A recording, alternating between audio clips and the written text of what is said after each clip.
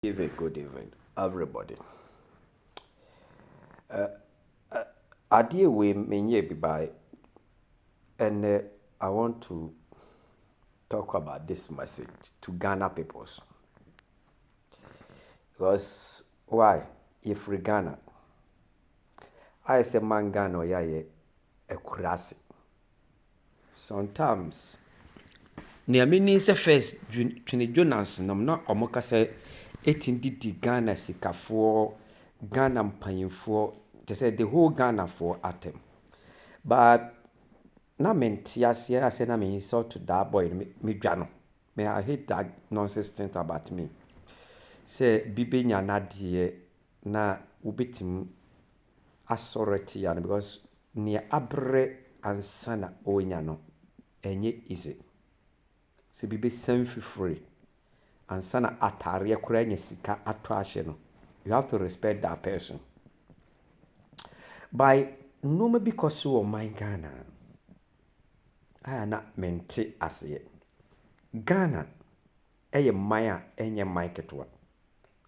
But ayɛ sɛ nkurase behave ɛwɔ Ghana sene the whole world. Ghanafoɔ ɛni ɔmo lane mpɛni a ɔmo bɛdi. Ghana ɛntwe ne deɛ ɛde mfasoɔ bɛba man no mu. These are necessary things ne Ghana members follow.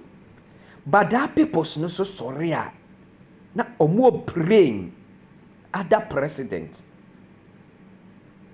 Hwɛ a na adekoro nti a meka saa asɛm wei no. Sometimes Ghanafoɔ ɛpɛ nipa ho asɛm. Ghanafoɔ pɛ nipa downfall nti yɛnam a na yɛtietie. Na sɛnea yɛsi so far nkurɔfoɔ bi ne wɔ abrabom epagya nipa no. Sɛ saa ne yɛde pagya Awurade Nyankopɔn a yɛsɔre yɛde pagya Nyankopɔn no praise Awurade a I think say nka nobody sɛ ɔbɛyɛ hungry person of your life. Hwɛ Nana Ama ɔyɛ nipa ɛte sɛ wo nipa na wote wɔ. Maxwell ɔnyɛ bia. How possible say ɔmo aware na ɔmo aware agua. Na the whole Ghana montwene deɛ ɛde income bɛba mane no mu. Na nsɛm ɛnhia bi asɛm na wei sora na aka ne ɔpɛ, wei sora na aka ne ɔpɛ, wei sora na ɔde wei nanga. By saa awareɛ na wode tu fie wasɔ camera susu a wɔdwene ho ɛyɛ ho videos no. Maame papa me nua abranteɛ aware bɛ ma sika atɔ adwene de.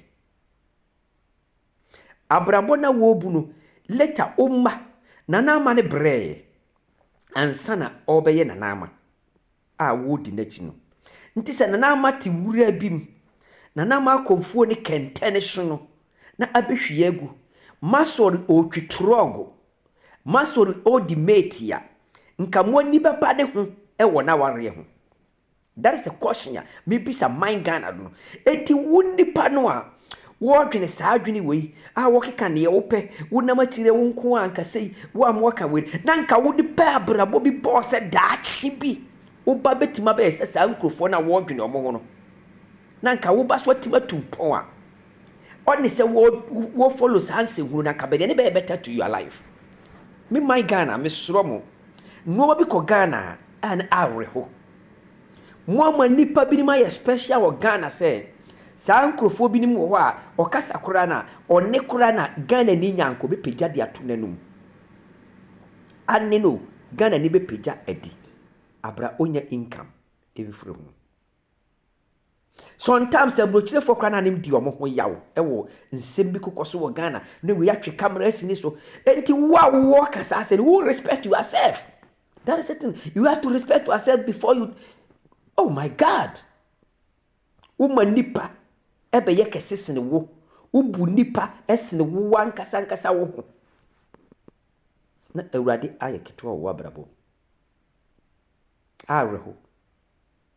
Nti de bia Ghana nkɔ so da.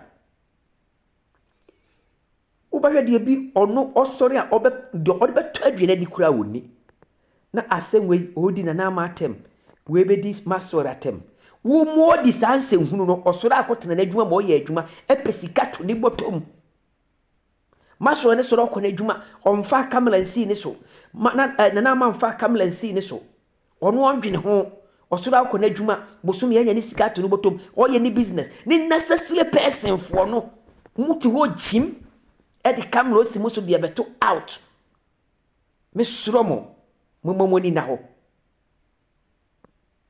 na Ghana ayɛ sɛ aboa knama ne nipa na yɛgu no adɔ mento sɛbe yɛayɛ sɛ mmoa knama ne wodi kyɛ ntunu kɔnum na wodi ne kɔwura mkɔkye namba ne wama ne nkasa yare adeɛ kyɛ na paa wotwe na ɔbɛsɛ na akɔ bi ne mu wɔ no mu follow nipa no na ɔno dɛba bia no ɔkɔ nkane ne mo ayɛ down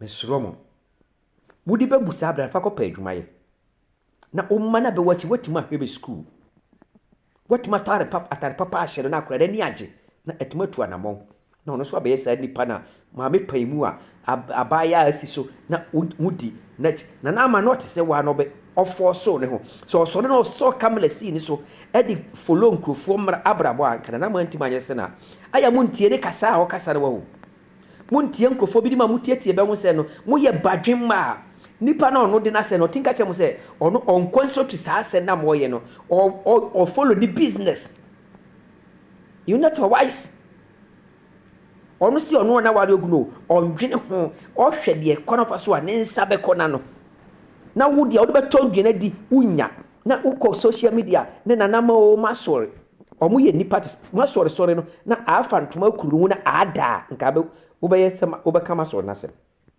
nipa bebre aware wɔ Ghana egu de ntima mo follow saa aware no ɔmo di ɔmo yɛ ahia fo mo follow no na ɔmo nya ɔmo ho awie ɔmo meti mo ho yawo man Ghana meti mo ho yawo sense hunu oni tima boys ne tindi di Ghana because it's true Ghana fo mpɛbre mpɛde ehia adepa eba Ghana fo mpɛ sense hunu ne Ghana fo de yɛ ni di akire dida bia ma ne wɔ down na mo compre president wura fie no fa sika ntoto ma ho mefa ni wahu wodi so kamla susu wodi saa se hunu no kopa adwuma yanka dache ana credit na wo se no na wodi ma wo ba ubabo no ma wo ba de cost a nka is better for you be kana kura kire ma mo mpede o be kana kura no mo follow ono nyankopon nhira mo na mo ni se hunu saa ne da bia mo nkɔ down na mo compre mo abrabo na omo so niye